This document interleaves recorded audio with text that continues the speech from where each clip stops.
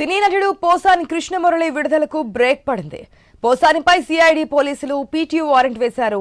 ఆయన కోసం గుంటూరు సిఐడి పోలీసులు కర్నూలు జిల్లా జైలు వద్దకు వెళ్లారు. పీటీ వారెంట్పై పోసాని కోర్టు ముందుకు హాజరుపరచనున్నారు. జైలు నుంచే వర్చువల్ గా జడ్జి ఎదుట ప్రవేశపెట్టనున్నారు. పోసాని కృష్ణమురళిపై నమోదైన కేసుల్లో ఇప్పటికే బెయిల్ లభించింది. దీంతో ఆయన విడుదలకు మార్గం సుగమమైంది. తాజాగా సిఐడి పోలీసులు పీటీ వారెంట్ వేయడంతో పోసాని విడుదల నిలిచిపోయింది.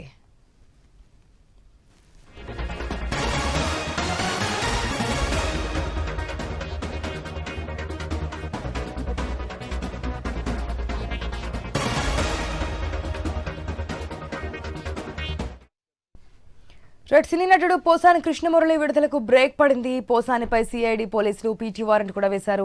దీనికి సంబంధించి మరిన్ని అప్డేట్స్ మా ప్రతినిధి వర్మ ద్వారా నాగేశ్వరరావు ద్వారా తెలుసుకుందాం. నాగేశ్వరరావు, పోసాని విషయంలో మనకి అనేక ట్విస్టులు చూస్తున్నాం. మొదటి 2 రోజులు కస్టడీకి ఇచ్చారు. ఆ తర్వాత ఒక కోర్టులో బెయిల్ రావడం, మరొక కోర్టులో రిమాండ్ విధించడం మనం చూసాం. ఇప్పుడు అన్ని విషయాల్లో బెయిల్ వచ్చినప్పటికీ సిఐడి పీటీ వారెంట్ జారీ చేసినట్టు తెలుస్తుంది. డీటెయిల్స్ ఏంటి?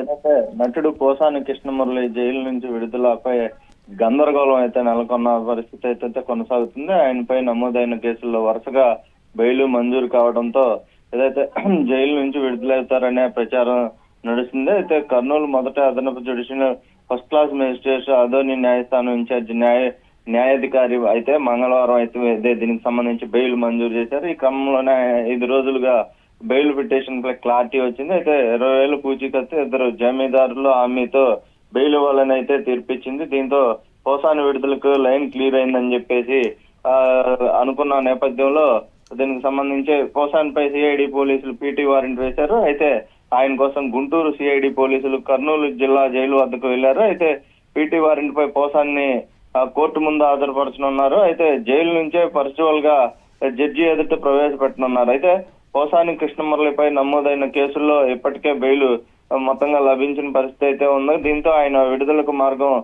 సగమైంది అనుకున్న పరిస్థితి అయితే ఉంది. అయితే తాజాగా ఈ సిఐడి పోలీసులు పీటీ వారెంట్ వేయడంతో పోసాని విడుదల నిలిచిపోయిన పరిస్థితి అయితే ఉంది.